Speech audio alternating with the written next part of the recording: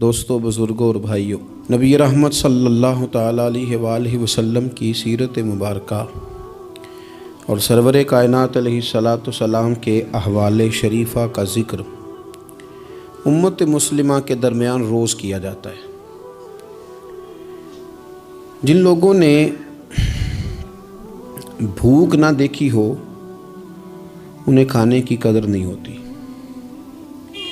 جن لوگوں نے گرمی نہ دیکھی ہو انہیں سردی کی خوبصورتی کا احساس نہیں ہوتا، خزاں سے جو گزرا ہی نہ ہو وہ بہار کی کیا قدر کرے گا۔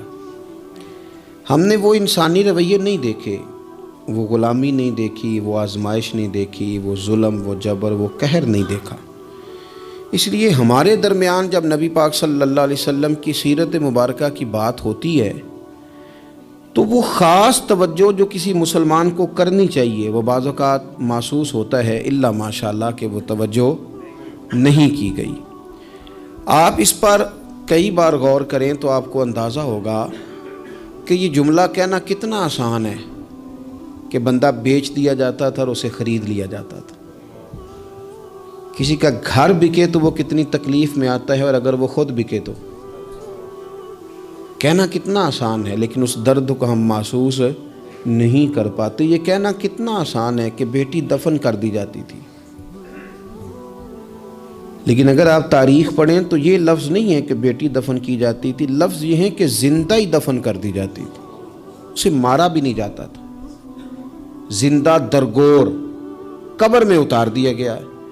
اب ہم اس کیفیت کو سمجھنے سے عاری ہیں، سمجھ نہیں پا رہے ہوتے کہ ہم کس طرح کر کے ان چیزوں پر غور کریں اور توجہ کریں کہ یہ کس قدر زیادہ اللہ نے ہمیں آسانی دی ہے کہ رسول پاک کی غلامی عطا فرمائی ہے۔ تو جو عرض کرنا چاہ رہا ہوں اس پر آپ غور کریں گے کہ وہ اس دور کی شدتیں چونکہ ہم نے دیکھی نہیں، آج بھی نہیں دیکھ رہے، تو اس لیے بعض اوقات میں دیکھتا ہوں کہ وہ بات ہو رہی ہوتی ہے تو لوگ اس کو اسی لہجے میں لے رہے ہوتے ہیں۔ نبی پاک صلی اللہ علیہ وسلم نے لوگوں کے اندر احساس بانٹا ہے، حضور نے درد دل تقسیم کیا ہے۔ نبی پاک علیہ الصلاۃ والسلام نے انہیں مادہ پرستی سے کھینچ کر اللہ کے قرب کا رستہ دکھایا ہے۔ حضور علیہ الصلاۃ والسلام نے انسانوں کے دل انسانوں کے حق میں نرم کیے ہیں۔ قرآن مجید فرماتا ہے لقد جاءکم رسول من انفسکم، تحقیق تمہیں میں سے ہم نے تمہیں ایک رسول عطا فرمائے، عزیز علیہ ما عنتم۔ قرآن مجید کے لفظوں کا حسن دیکھیے، فرمایا تمہارا مشکل میں پڑنا میرے نبی کو تکلیف دیتا ہے، حریص علیکم، وہ تمہاری بھلائی چاہنے میں جلدی کرتے ہیں، وبالمؤمنین رؤوف الرحیم، مومنوں پہ رؤوف بھی ہیں اور رحیم بھی۔ نبی پاک صلی اللہ تعالیٰ علیہ وسلم نے دولت احساس، ہمارے اندر احساس نہیں رہتا، کوئی بھی کسی بھی قسم کی جب ہم کوئی بات شروع کرتے ہیں تو ہم یہ سمجھتے ہیں کہ دراصل جو میں نے سوچ لیا ہے اور جو میں نے طے کر لیا ہے وہ ٹھیک ہے۔ دوسروں کا جذبہ اور ان کے جذبات کا احساس وہ کرتے نہیں ہم، اور اگر کبھی نیکی کرتے بھی ہیں تو اس کو اتنا محدود کر لیتے ہیں، اپنے ذہن میں پہلے محدود کر لیتے ہیں کہ اس کا جو اسلام آفاقی پیغام نیکی کا دیتا ہے وہ ہمارے ذہنوں میں موجود ہی نہیں رہتا۔ دیکھیے نبی پاک صلی اللہ تعالیٰ علیہ وسلم نے امت پر جب صدقات اور زکوٰۃ ضروری قرار دیے تو فرمایا تم نے 2.5% زکوٰۃ دینی ہے، وہ بھی سال گزرنے کے بعد۔ اور کسی شخص کو حضرت ابی بن کعب رضی اللہ تعالیٰ عنہ نے کہا میں سارا مال دینا چاہتا ہوں، حضرت ابو لبابہ رضی اللہ تعالیٰ عنہ نے بھی کہا میں سارا دے دینا چاہتا ہوں، تو فرمایا چوتھا حصہ دے اگر بہت شوق آیا ہے تو، ایسا نہ ہو تیرے بچے بعد میں دوسروں کے ہاتھوں کی طرف دیکھیں۔ لوگوں کو حضور نے اتنا پابند کیا، لیکن جب اپنی ذات کی باری آئی تو کنز المال میں موجود ہے کہ ایک صحابی نے آ کے کوئی سوال کیا، یا رسول اللہ صلی اللہ علیہ وسلم مجھے کوئی چیز چاہیے، تو کریم فرمانے لگے اس وقت تو بظاہر میرے پاس موجود نہیں، ذرا لطف لیجئے گا بات کا۔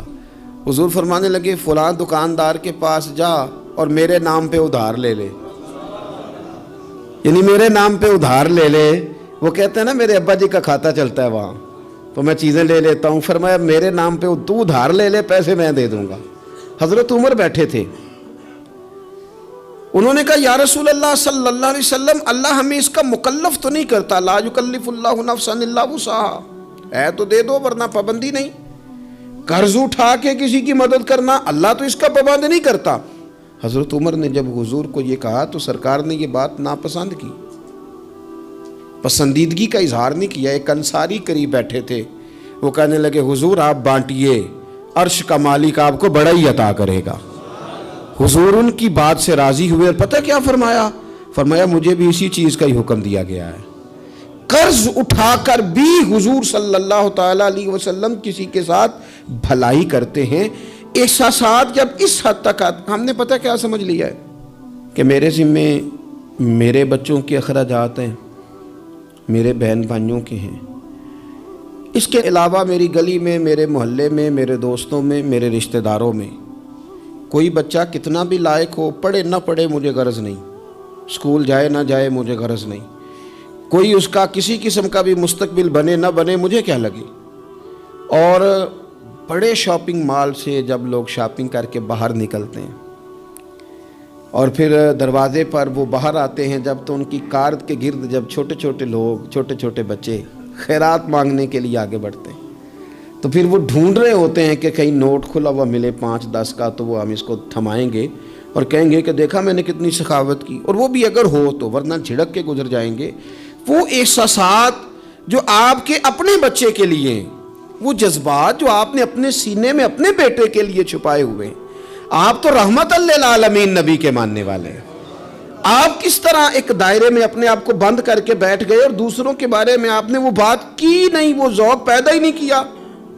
بڑے درد سے کہتا ہوں، جب ہم کسی کے بچے کا عیب بیان کر رہے ہوتے ہیں تو دل پہ ہاتھ رکھ کے ایک دفعہ سوچنا چاہیے کہ اگر یہ بات میرے بچے کی ہوتی تو میں یوں ہی بیان کرتا، یہی لہجہ ہوتا میرا اس بات کو گفتگو کرنے کا جو میں کسی کے بارے میں اپنے گھر میں کر رہا ہوں، اور میں کہہ رہا ہوں کہ معاذ اللہ اس کے ابے نے حلال نہیں کما کے کھلایا اور اس کی اماں نے تربیت ٹھیک نہیں کی، تو یہ لوگ اس طرح کے، یہ کیا انداز میں اپنے گھر میں اختیار کرتا ہوں؟ تو میرے نبی پاک صلی اللہ تعالیٰ علیہ وسلم نے تو کہا ہے مومن ہوتا ہی وہ ہے جو اپنے لیے پسند کرتا ہے وہی بھائی کے لیے بھی پسند کرتا ہے۔ کئی دفعہ میرا بچہ لائق نہیں ہوتا پر میری بہن کا لائق ہوتا ہے، لیکن میرے پاس وسائل ہیں اس کے پاس نہیں ہے، کیوں نہیں میں اسے اپنا بچہ سمجھ لیتا؟ کیوں نہیں میں کہتا کہ چلو میں اپنی کچھ چیزیں وہاں صرف کر دوں اور وہی آگے نکل جائے؟ نبی پاک صلی اللہ علیہ وسلم کی سوچ کیا ہے؟ بخاری مسلم میں حدیث موجود ہے، حضرت خالد بن سعید بن عاص رضی اللہ تعالیٰ عنہ کی ایک بیٹی ہیں، چھوٹی سی بڑی پیاری، نام ہے ام خالد رضی اللہ تعالیٰ عنہ۔ حضور کے پاس نہ کہیں سے کچھ کپڑے آئے، چادریں آئیں، بڑے پیارے کپڑے تھے، حضور نے صحابہ میں بانٹے، ان میں ایک شال تھی، چادر تھی، اس پہ خوبصورت رنگوں کی کڑھائی ہوئی تھی۔ تو وہ چادر جب نکلی تو لوگوں کو بڑی بھلی لگی، تو حضور نے فرمایا تمہارا کیا خیال ہے میں کسے دوں گا؟ تو صحابہ چپ کر گئے، بھئی ہم کیسے بتا سکتے ہیں کہ محبوب کی چاہت کیا ہے؟ حضور نے تجسس بڑھانے کے لیے کہا کہ تمہارا کیا خیال ہے میں کسے دوں گا؟ لوگ خاموش ہو گئے، تو فرمایا جاؤ کوئی ام خالد کو بلا کے لاؤ۔ ان کے نہ والد وہاں موجود تھے، نہ چچا موجود تھے، نہ خاندان کا کوئی لوگ موجود تھا، فرمایا اس بچی کو بلا کے لاؤ۔ بچی بڑی پیاری تھی، اکثر آتی تھی، تو حضور کی پشت پر نہ مہر نبوت تھی، تو اس کے ساتھ کھیلتی تھیں، تو ان کے والد منع کرتے تھے یہ کیا کرتی ہو؟ تو حضور فرماتے تھے آپ چپ کریں، بچی جو کرتی ہے اسے کرنے دیں، اسے بلا کے لاؤ اس بچی کو۔ ان کے والد کو لوگوں نے جا کے کہا تیری بیٹی کو حضور یاد کر رہے ہیں، تو اپنی بیٹی کو گود میں اٹھا کے حضور کے پاس لائے۔ حضور وہ چادر گھر بھی بھیج سکتے تھے، پر حضور نے نا وہ بچی کو چادر اڑائی اور کہا ہاذا ثنا یا ام خالد ہاذا ثنا، کہا ام خالد دیکھو پیاری کتنی لگ رہی ہے بیٹا، اور تجھ پر جچ بھی کتنی رہی ہے، سونی کتنی لگ رہی ہے، اور تمہیں پیاری بڑی لگ رہی ہے۔ حضور نے وہ تحفہ دیا، پھر ایک موقع پر ایک اور تحفہ حضرت ام خالد کو دیا، اور وہ تحفہ دے کے حضور فرمانے لگے بیٹا اسے پہننا اور پھر پہننا اور پھر پہننا اور بار بار پہننا، اللہ تمہیں لمبی عمر دے، اسے پہن کے پرانا کرنا۔ حضرت ام خالد صحابیات میں سب سے بعد میں ان کا انتقال ہوا ہے، 90 سال کے قریب عمر ہو گئی تھی، پر کہتی تھی میں نے مدینے والے کا تحفہ آج بھی سنبھال کے رکھا ہوا ہے۔ کیونکہ حضور صلی اللہ علیہ وسلم کے جذبات اگر حضرت حسنین کے لیے ہے، اگر اپنے عظیم عالیشان عظمتوں شانوں والے نواسوں کے لیے ہیں، تو حضور صحابہ سے ہی پیار نہیں کرتے تھے، صحابہ کی اولادوں سے بھی پیار کرتے تھے، ان کی اولادوں تک حضور کی محبت کا یہ رنگ جاتا تھا۔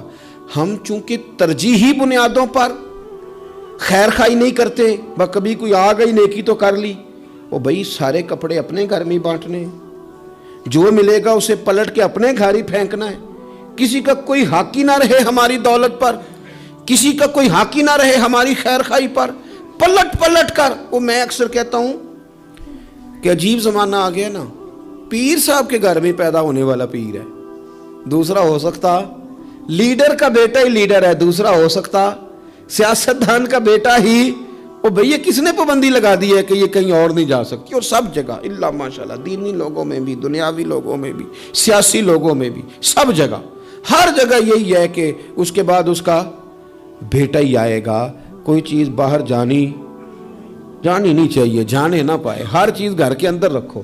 آپ نیکی کا جذبہ پیدا کریں۔ ہم نہ تھوڑا سا دوسروں سے ممتاز بن جاتے ہیں، کوئی بندہ کو نیکی کر لے تو اسے بخار چڑھ جاتا ہے کہ میں نے کی تو ہے نا۔ کوئی بندہ تھوڑا سا عالم ہو جائے تو وہ کہتا ہے کہ میری ساری عزت کرو، تمہیں نہیں پتا کہ میں تھوڑا پڑھا ہوں۔ میری طرح کے بندے بڑی جلدی وہ اوپر اٹھ جاتے ہیں۔ اسی طرح کا معاملہ افسر کا ہے، اسی طرح کا معاملہ مالدار آدمی کا ہے، خود اپنا اعزاز بنا لیتے ہیں۔ رسول پاک کی یہ شان ہے کہ اللہ نے انہیں نبیوں کا امام بنایا ہے، اور بعد از خدا بزرگ توئی قصہ مختصر۔ حضور روٹین میں تو بیٹھتے تھے، جمعے کا خطبہ دینے کے لیے تو منبر پہ آتے تھے، پر باقی صحابہ کے اندر مل جل کے بیٹھتے تھے، مل جل کے۔ ایک جہاد تھا، صحابہ کہتے ہیں واپس آ رہے تھے تو رستے میں رکے، کھانا کھانے کا ارادہ بنا، تو ظاہر ہے کھانے ہوٹلوں سے تو ملتے نہیں تھے، پکانے پڑتے تھے، تو کھانے کی تیاری ہونے لگی تو کچھ لوگوں نے کہا کہ ہم گوشت صاف کرتے ہیں، گوشت بناتے ہیں، کچھ نے کہا کہ برتن میں صاف کر کے اہتمام کرتا ہوں، کسی نے کہا کہ میں بعد میں بانٹنے کا تقسیم کرنے کی ڈیوٹی لیتا ہوں۔ سب ڈیوٹیاں لے رہے تھے تو حضور بھی بولے، فرمایا تم نے اپنے اپنے ذمے کام لے لیے ہیں، میں اس طرح کروں گا، لکڑیاں اکٹھی کر کے لاؤں گا تاکہ آگ جلا کے روٹی پکائی جا سکے۔ صحابہ کہنے لگے فدا کا روحی و قلبی، سونے دل بھی قربان، جان بھی قربان، فدا کا ابی و امی، ماں بھی قربان، باپ بھی قربان، ہم جو حاضر ہیں یہ کام کرنے کے لیے۔ تو حضور نے فرمایا میں تم سے ممتاز نہیں ہونا چاہتا، مل جل کے رہنا چاہتا ہوں تمہارے بیچ۔ آپ جب لوگوں کے بیچ وقت گزارتے ہیں تو تبھی تو ان کے دکھ سکھ کا آپ کو پتہ چلتا ہے، اور جب آپ اپنا لیول ہائی کر کے اوپر اٹھ جاتے ہیں تو پھر آپ کو کیسے پتہ چلے گا کہ عام آدمی کس تکلیف میں مبتلا ہے۔ میرے نبی پاک علیہ السلام صحابہ کیا حضور سے بات کرتے ہیں، حضور تو نبیوں کے امام ہیں، لیکن سرور کائنات علیہ السلام نے لوگوں کے بیچ رہ کے لوگوں کے ساتھ اعلیٰ نیکی کرنے کا پیغام دیا، اور نیکی کو اس کے بام عروج تک جا کر لوگوں تک اتارنے کی نبی پاک علیہ السلام نے بات کی، بام عروج تک جا کے۔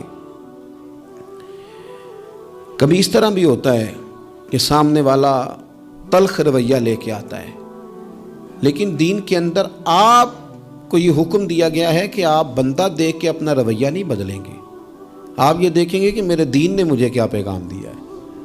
آپ جس طرح مسجد میں دیندار ہیں، بازار میں بھی اسی طرح ہی دیندار ہیں، دکان پہ بھی اسی طرح ہی دیندار ہیں، کیونکہ اسلام جہتی اور وقتی مذہب نہیں، موسمی نہیں۔ آپ یہ کریں گے کہ آپ ہر مقام پہ اللہ رسول کو پیش نظر رکھ کے آگے بڑھیں گے، اور اگر یہ نہیں ہے مزاج تو پھر معاملہ اور ہے۔ دیکھیے بدر کے دن جو لوگ آئے تھے نا مسلمانوں سے لڑنے کے لیے، تو وہ کوئی پھول لے کے نہیں آئے تھے، گھی شکر لے کے تو نہیں نا میدان میں آئے تھے، نہ ان کے پاس مٹھائیوں کے ڈبے تھے، تلواریں اور نیزے لے کے آئے تھے، اور انہوں نے باقاعدہ مقابلہ کیا، 14 مسلمانوں کو شہید کیا۔ یہ تو اللہ تعالیٰ کا کرم ہے، وَلَقَدْ نَصَرَكُمُ اللَّهُ بِبَدْرٍ وَأَنْتُمْ أَذِلَّةٌ، کہ اللہ تعالیٰ نے مسلمانوں کو کامیابی دی، مسلمانوں کے قابو آ گئے۔ اب وہ 70 بندے قیدی بنا کے لائے گئے، وہ لڑنے آئے ہیں گھر سے، پھول لے کے نہیں آئے۔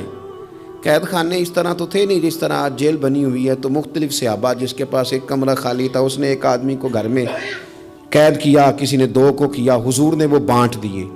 حضرت مصعب ابن عمیر رضی اللہ تعالیٰ عنہ کے بھائی ابو عزیز بھی کافروں کی طرف سے لڑتے ہوئے آئے، اور باقاعدہ جھنڈا تھامے ہوئے تھے، آگے تھے، سپہ سالار بنے ہوئے تھے، وہ بھی قیدی ہو کے آئے۔ تو ایک انصاری ان کے ہاتھ باندھ رہے تھے، تو حضرت مصعب ابن عمیر قریب سے گزرے، فرمانے لگے ذرا زور سے باندھنا، اس کی ماں کے پاس بڑے پیسے ہیں، چھڑا لے گی فدیہ دے کے۔ تو ابو عزیز کہنے لگے مصعب تو میرا بھائی ہو کے اس طرح کی باتیں کرتا ہے؟ تو فرمانے لگے تجھے کس نے کہا کہ میں تیرا بھائی ہوں؟ میں تیرا نہیں بھائی، میں اس انصاری کا بھائی ہوں جو میرے مدینے والے حبیب کا کلمہ پڑھتا ہے، میرے رشتے اسلام کی بنیادوں پہ، یہ میرا بھائی ہے، اور زور سے مانگنا اس کو، چھڑا لے گی اس کی اماں پیسے دے کے۔ وہ کہتے ہیں میں ایک انصاری صحابی تھے حضرت ابو یسر رضی اللہ تعالیٰ عنہ، ان کے گھر میں قید تھا، زیادہ باتیں نہیں حضور نے بیان کی، بس ایک بات کی، فرمایا بھائی قیدیوں سے اچھا سلوک کرنا۔ کن سے؟ قیدیوں سے اچھا سلوک کرنا، بس حضور نے کہہ دیا۔ کہتے ہیں میں جن کے گھر قید تھا وہ غریب آدمی تھے، عرب میں کوئی بندہ تھا جو شام کو روٹی کھاتا تھا، اناج ملتا نہیں تھا، غریب لوگ کھجور کھا کے دودھ پی کے سو جاتے تھے، روٹی جب آتی تھی تو بچے دلچسپی سے لپکتے تھے کہ کھانا آیا ہے، روٹی آئی ہے۔ کہتے مجھے حضور نے جس گھر میں بندہ ہوا تھا، نبی پاک کی نصیحت تھی لوگوں کو کہ قیدیوں سے اچھا سلوک کرنا۔ ابو عزیز کہتے ہیں کہ حضرت ابو یسر رضی اللہ تعالیٰ عنہ جن کے گھر میں قید تھا، وہ سویرے مزدوری کرنے جاتے، شام تک محنت کر کے 2 روٹیاں کما کے لاتے، لیکن وہ 2 روٹیاں مجھے کھلا دیتے، اپنے بچوں کو کھجور اور دودھ پلا کے سلا دیتے۔ میں ان سے کہتا یار میں تمہارا قیدی ہوں، کوئی مہمان تھوڑا ہوں، اور پھول اور گھی شکر لے کے نہیں تلوار لے کے لڑنے آیا ہوں، یہ تمہارا کیا رنگ ہے؟ تو وہ فرماتے ہمیں لمبی باتوں کا نہیں پتا، ہمیں تو ہمارے نبی نے کہا ہے ان کے ساتھ اچھا سلوک کرنا ہے، تو لہٰذا ہم نے اچھا ہی سلوک کرنا ہے۔ ہم نے نہ کبھی قطرے پہ غور کیا اور نہ دریا دیکھا، بس جہاں تیری جھلک دیکھی وہیں ڈوب گئے، ہمیں اس سے کیا کر، حضور نے کہا اچھا سلوک کرنا ہے۔ ابو عزیز کہتے ہیں جب میں روٹی کھاتا تھا اور محنت مزدوری سے کما کے لاتے تھے اور ان کے بچے دودھ کھجور پہ گزارا کرتے تھے تو میں رویا کرتا تھا اور میں کہتا تھا جو دین کے بارے میں کفر نے بتایا تھا وہ اور تھا، جو بتایا تھا وہ اور تھا، اور جو میں نے دیکھا ہے یہ تو اور ہے، جو میں نے عملاً دیکھا ہے یہ تو اور ہے۔ آپ کے جذبات ہوں، آپ کے خیالات ہوں، آپ کی اچھائی لوگوں کو قائل کر لے۔ دیکھو میرے عزیز، آ جاتے ہیں لوگ، ان کے ذہن بنا دیے جاتے ہیں، لوگوں کو کہا جاتا ہے مولوی خطرناک ہوتے ہیں، یہ بڑا ڈرونا سبجیکٹ ہے، اس کے قریب نہ جانا۔ کہا جاتا ہے کہ جناب ہو دیندار طبقہ، کیا کریں اس نوجوان کو پتہ ہی نہیں بیچارے کو، اس کو جس طرح کسی نے گائیڈ کیا اس طرح وہ گائیڈ ہو گیا۔ اب اگر آپ کے جذبات بھی اس کے لیے جارحانہ ہوں گے تو اسے پناہ کہاں ملے گی؟ آپ کو اس کو بتانا ہے کہ بات کچھ اور ہے، رنگ کچھ اور ہے، تجھے جو پڑھایا گیا ہے وہ بات اور ہے اور یہاں وہ رنگ اور ہے۔ حضرت فضالہ بن عمیر کہتے ہیں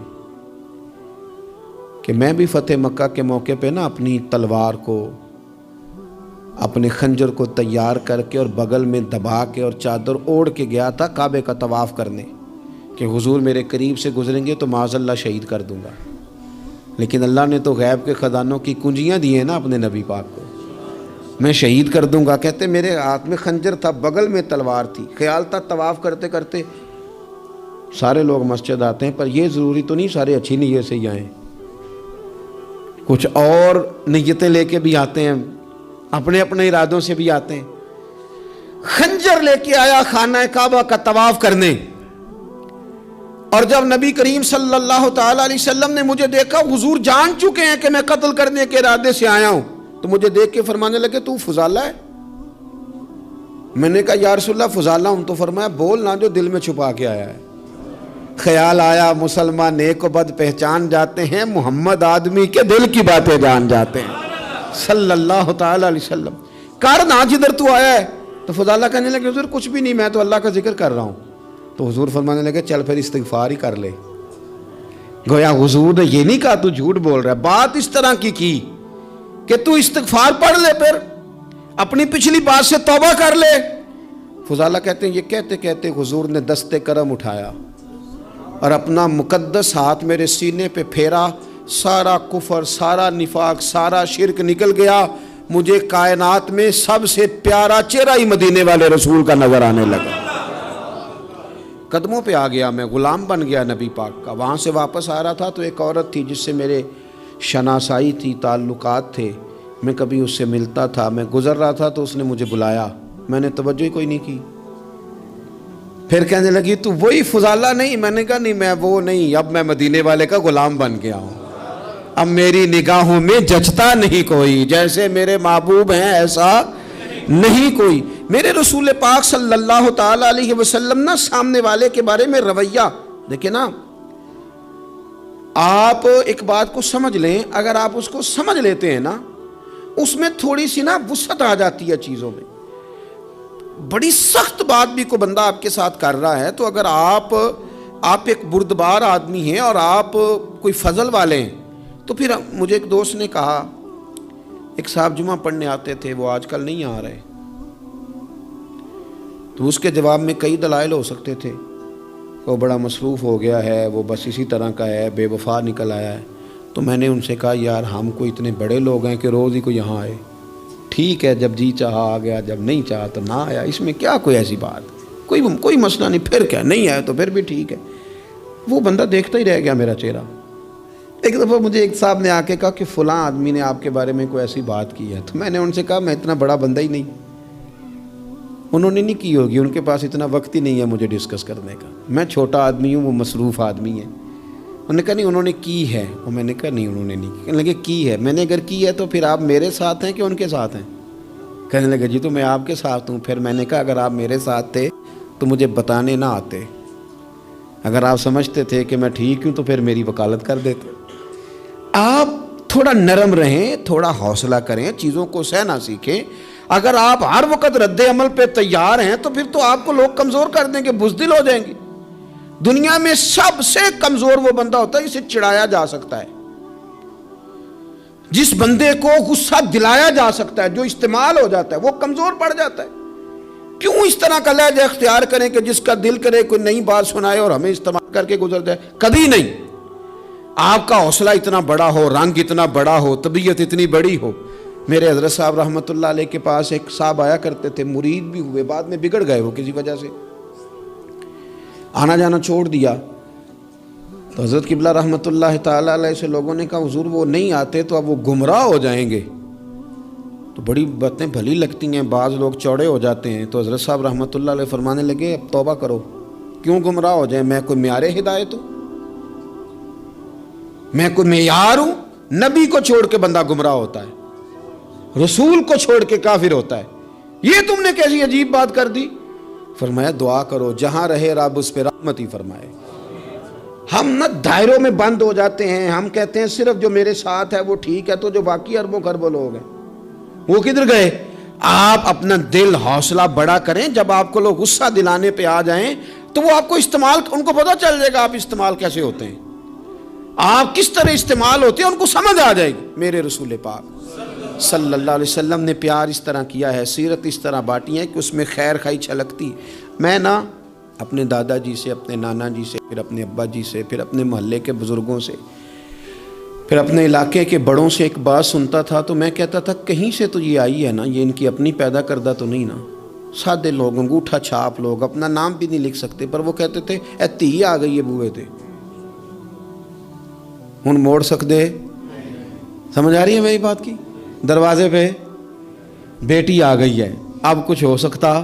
یعنی کسی پارٹی سے سیاسی جنگ چل رہی ہے، لڑائی پورے عروج پہ ہے، ووٹ نہیں دینے، طے ہو گیا برادری کا فیصلہ، تو وہ الیکشن کے دنوں میں وہ بھی بڑے متحرک ہوتے ہیں، وہ پتہ کر لیتے ہیں بچی کہاں شادی ہوئی ہے، وہاں چلے جاتے ہیں، جا کے فٹافٹ چاچا جی بھی بن جاتے ہیں، بیٹا میں تیرا چاچا ہوں، میں آیا ہوں، ابا کے سامنے میری سفارش کر۔ تو بیٹیاں کئی دفعہ آ جاتی تھیں، تو اب بڑے بوڑھے کیا کہتے تو کہتے تھے بیٹی آ گئی ہے دروازے پہ، وہ کیا کریں؟ میں سوچتا تھا کہ چلو یہ بات انہوں نے پڑھی نہیں، سنی نہیں، انہوں نے سیکھی نہیں، پر یہ کوئی فیض ہے جو سینہ بسینہ آ رہا ہے، کہیں تو یہ چیز تھی جو اس طرح آئی ہے کہ یعنی سمجھدار آدمی ہے، وزادار ہے۔ وہ بیٹی کو کہہ بھی سکتا ہے کہ پتر تو سیانی نہیں، تو سمجھدار نہیں، تو وہاں نہیں جہاں میں ہوں، میں تیرا دادا ہوں، لیکن وہ یہ بات ہی نہیں کرتا، کہتا بیٹی آ گئی ہے۔ تو پھر ایک حدیث پڑھی تو سمجھ آئی کہ نہیں یہ فیض ہے رسول پاک کا، یہ بات نا مدینے کی گلی سے چلی ہے، جو گلی گلی مسلمانوں کے سینے میں جا بسی ہے۔ نبی پاک صلی اللہ تعالی وسلم کی چچا زاد بہن ہے حضرت ام ہانی، حضرت مولا علی شیر خدا رضی اللہ تعالیٰ عنہ کی سگی بہن، جن کے گھر سے حضور معراج کرنے گئے تھے۔ انہوں نے کلمہ فتح مکہ کے دن پڑھا ہے، جناب ام ہانی نے کلمہ فتح مکہ والے دن پڑھا ہے، لیکن ساری زندگی ان کے سامنے کوئی حضور کے خلاف معاذ اللہ بات نہیں کر سکا، کرنے نہیں دیتی تھی۔ لوگ کہتے تھے تو کلمہ نہیں پڑھتی، کہتے وہ میرا اور میرے نبی کا معاملہ ہے، پر تم حضور کے بارے میں بات کرو، میرے بھائی کے بارے میں تمہیں کرنے دیتی ہوں، سوال ہی نہیں پیدا ہوتا۔ ان کے شوہر بھی مسلمان نہیں ہوئے، فتح مکہ والے دن بھاگ گئے۔ ان کے رشتے میں کچھ دیور تھے سسرال کے رشتوں میں سے، وہ تو اتنے سخت کافر تھے، اسلام کے دشمن تھے، لیکن حضور جب فتح مکہ پہ گئے تو بڑے بڑے لوگوں نے دعوت دی، پر حضور ان کے گھر میں گئے، نفل بھی وہیں پڑے، روٹی بھی وہیں کھائی، وہاں رہے۔ حضور وہاں سے تشریف لے گئے ایک اور جگہ، تو اعلان ہوا کہ ان کے وہ جو دو دیور ہیں جناب ام ہانی رضی اللہ تعالیٰ عنہ، کہ ان کو نہ جہاں ملے مار دیا جائے۔ اب انہیں ڈھونڈ کون رہا ہے؟ مولا علی خود ڈھونڈ رہے ہیں، حالانکہ وہ رشتہ دار ہیں، حضرت علی نے تلوار پکڑی ہے، جہاں ملیں گے مار دوں گا۔ جناب ام ہانی نے نا اپنے وہ دونوں دیور تلاش کیے، ڈھونڈ کے لائیں، لا کے کمرے میں بند کر کے باہر سے دروازہ بند کیا اور سیدھی حضور کے پاس چلی گئی، کہنے لگی علی انہیں ڈھونڈ رہے ہیں، یہ پیغام آیا ہے ان کے لیے، یہ اعلان کر دیا گیا ہے۔ حضور نے فرمایا ام ہانی تو بات کر، تو کہنے لگی حضور پھر میں نے انہیں پناہ دے دی ہے۔ تیا آ گئی نا بوے تے، بیٹی آ گئی، میں نے پناہ دے دی ہے، کوئی دوسرا جملہ نہیں، کوئی دوسری بات نہیں۔ یہ امام الانبیاء بول رہے ہیں، یہ سرور کائنات بول رہے ہیں۔ حضور فرمانے لگے ام ہانی، جسے ام ہانی نے پناہ دے دی اسے محمد عربی نے بھی پناہ دے دی، بلا لو علی کو واپس، ہم نے نہیں مارنا، جسے تو نے پناہ دے دی اسے ہم نے بھی پناہ دے دی۔ بیٹی جو آ گئی ہے، بہن جو آ گئی ہے دروازے پہ، چل کے جو آ گئی ہے تو ختم ہو گئی بات۔ مجھے سمجھ آ گئی کہ میرے دیہات کے بزرگوں کے سینوں تک یہ جو بات پہنچی ہے تو یہ کوئی فیض ہے، یہ کوئی کرم ہے، یہ کہیں سے چلی ہے جو یہاں تک آئی۔ عزیز بھائی، رسول پاک صلی اللہ علیہ وسلم نے وہ والی سوچیں سوسائٹی کو دیں، معاشرے میں وہ والی خیر نبی پاک علیہ الصلوۃ والسلام لے کے آئے جس کی سوسائٹی کو بڑی زیادہ ضرورت تھی، جس کی حاجت تھی۔ میرے رسول پاک صلی اللہ تعالی علیہ وسلم خوب محبت فرماتے، اپنوں سے، بیگانوں سے، غیروں سے، اس سے بھی اس سے بھی۔ لوگوں کی رسائی حضور تک آسان تھی، اپنا دکھ جا کے حضور کو سنا لیتے تھے۔ میں آپ سے عرض کروں، پہلے تو دکھ سنتا کوئی نہیں، اور اگر کوئی سننے لگے تو سنانے والا سناتا نہیں۔ کیوں؟ اعتماد کیسے کریں؟ یہ کیسے کہیں کہ ہمارا راز راز ہی رہے گا؟ لوگ اپنے سینوں میں چھپائے نفسیاتی مریض ہو گئے، لوگ اپنے دلوں میں اپنے دکھ لیے قبروں تک چلے گئے، لیکن اعتماد کیسے کریں؟ وہ بندہ کہاں سے ملے جو دکھ سنے گا پھر اس کا پردہ بھی رکھے گا، جو بات سنے گا پھر اس پر طے بھی کرے گا؟ کوئی اشک شوئی والا، کوئی ایسا بندہ جس کے پاس بندہ جائے اور کندھا اس کا خالی ملے اور بندے کو پتا ہو کہ میں جتنا مرضی روؤں گا یہ کندھا بھی نہیں ہٹائے گا۔